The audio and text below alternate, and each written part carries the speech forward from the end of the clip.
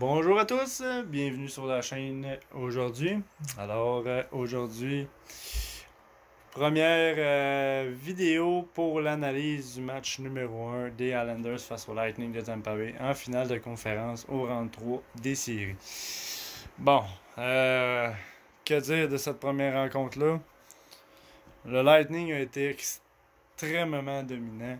On le voit là qu'on affronte pour moi, pour ma part, pour mon opinion personnelle en ce moment, je dirais que le Lightning, avec la performance qu'ils viennent de nous livrer ce soir, c'est la meilleure équipe de la Ligue là, présentement au niveau offensif. Je trouve que le Lightning est une équipe complète, un excellent gardien de but, excellente défensive, des joueurs offensifs qui sont explosifs. Que dire des Islanders dans ce match-là? Je pense que malheureusement les Islanders étaient extrêmement fatigués déjà de la série précédente face aux Flyers. N'ont pas eu beaucoup de répit. Euh, Pas eu non plus de facilité, de stratégie dans ce match-là. Je pense qu'on est arrivé là, la tête baissée, à ne pas savoir quel genre d'affrontement nous allions affronter. Et on l'a vu clairement, 8 à 2. C'est vraiment... euh, le Lightning passe un message extrêmement clair aux Islanders.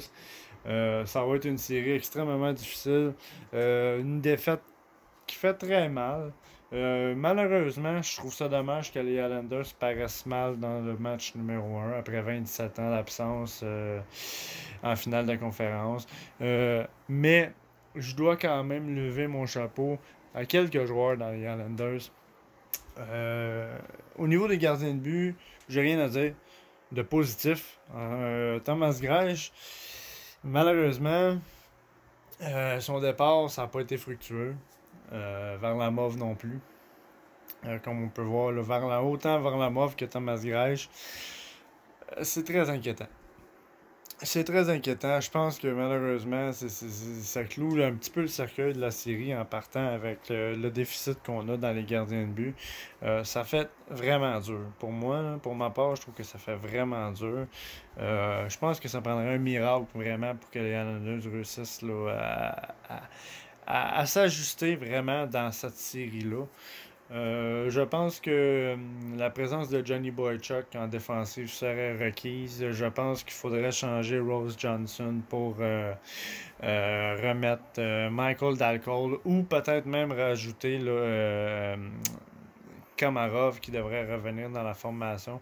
Vu le nombre de punitions qu'on a eu dans ce match-là, qui était extrêmement ridicule, ça prend un joueur comme Komarov qui est quand même très débrouillard en désavantage numérique pour au moins être capable de maintenir la rondelle dans la zone adverse et de faire des dégagements. Je pense qu'il y a eu vraiment beaucoup trop de cafouillage dans ce match-là, inutile. Mais je dois lever mon chapeau à Carl Clutterbuck. Carl Clutterbuck, c'est un rock, ce gars-là. Il a démontré que malgré une défaite de 5-1, il s'est sacrifié pour son équipe. Il s'est jeté devant une rondelle. Malheureusement, il a fait un retour au match. Il a patiné 2 secondes, puis non, ça ne fonctionnait pas. Euh, Avoir été Andersley dans la chambre des joueurs, je sais pas ce qu'il s'est dit dans la chambre des joueurs, puis honnêtement, on le saura jamais. Mais si j'aurais été Andersley, j'aurais clairement lancé un message fort à mon équipe en disant que s'ils veulent remporter cette série-là ou qu'ils veulent s'imposer dans cette série-là, ça prend vraiment des joueurs comme Carl Clutterbuck qui sont des joueurs qui jouent avec cœur, qui n'ont pas peur de se sacrifier pour l'équipe. Et ça, il n'y en a pas assez, je crois, de joueurs comme ça dans la Ligue nationale. Vraiment, je trouve ça dommage que les Islanders paraissent mal dans cette rencontre-là. Mais je peux pas dire que je ne m'en attendais pas un petit peu. Je savais quel genre d'équipe on allait affronter. Je savais que ça allait être extrêmement difficile. Une équipe explosive. Puis c'est pas la première fois que le Lightning domine un match aussi important dans la série. On peut juste en parler du Lightning qui ont affronté les Bruins de Boston, qui ont gagné, je pense, c'est 7-1 dans un des matchs de série. C'est une équipe extrêmement explosive. Je pense qu'on a un petit peu de manque d'éléments pour contenir cette ligue offensive-là. Même si on a une très bonne bulle défensive, on a très clairement vu que ça a été déjoué de façon très simple, très facile pour le Lightning. On avait l'impression vraiment qu'on était un club école face à une vraie équipe. C'est exactement ce qui s'est passé. Les joueurs étaient frustrés. Frustration, Matt Barzal qui a frappé son bâton, là, qui a cassé son bâton contre la baie vitrée à cause de la frustration accumulée dans ce match-là, de ne pas avoir aucune opportunité de faire quoi que ce soit. Ça a été extrêmement lourd, difficile comme premier match. Je sais pas comment est-ce que les Islanders vont répondre au Lightning pour le match numéro 2. Mais pour ma part, pour le match numéro 1, c'est un match à oublier. Et malheureusement, je pense que cette série-là, elle ne se rendra probablement pas en 7 pour les Islanders. J'aimerais au moins que les Islanders soient capables d'imposer leur tempo au moins une fois dans cette série-là. Au moins être capable de gagner un ou deux matchs. Démontrer qu'on est quand même une équipe qui a réussi à se qualifier en finale de conférence. C'est ce que j'aimerais. Maintenant, qu'est-ce qu'on doit faire dans les filets pour le prochain match? Honnêtement, en ce moment, aucune espèce d'idée. Est-ce qu'on recommence ça avec Greisch? Est-ce qu'on commence ça avec Varlamov?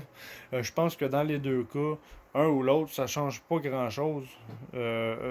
Parce que on l'a clairement vu que les gardiens de but ont vraiment été aveuglés dans ce match-là. Puis c'est ça. Elias Sorokin, ça serait le fun de le voir, au moins pour le tester. Mais malheureusement, il n'est pas encore dans l'alignement. Mais bon, on va voir ça la saison prochaine. Alors, sur ce, mon analyse est un petit peu négative, je le sais. C'est dur d'être positif quand on voit une défaite aussi humiliante que celle-là. Mais je reste confiant. Je pense que le match numéro 2, il va y avoir eu de l'ajustement. Je suis clairement prêt à dire que les Islanders ça va leur prendre au moins un autre match d'ajustement pour être capable de s'imposer dans cette série-là. Et on va le voir là, à la prochaine rencontre. Qu'est-ce qui va se passer avec ça? Mais en tout cas, à suivre. Merci d'avoir été avec moi aujourd'hui. Je vous dis à la prochaine et on va être ensemble pour l'analyse du match numéro 2. Si vous avez aimé la vidéo, gênez-vous pas à liker, partager, commenter, vous abonner à ma chaîne. Ça m'a fait plaisir d'être avec vous aujourd'hui pour vous faire l'analyse de ce match-là. Je vous dis à la prochaine.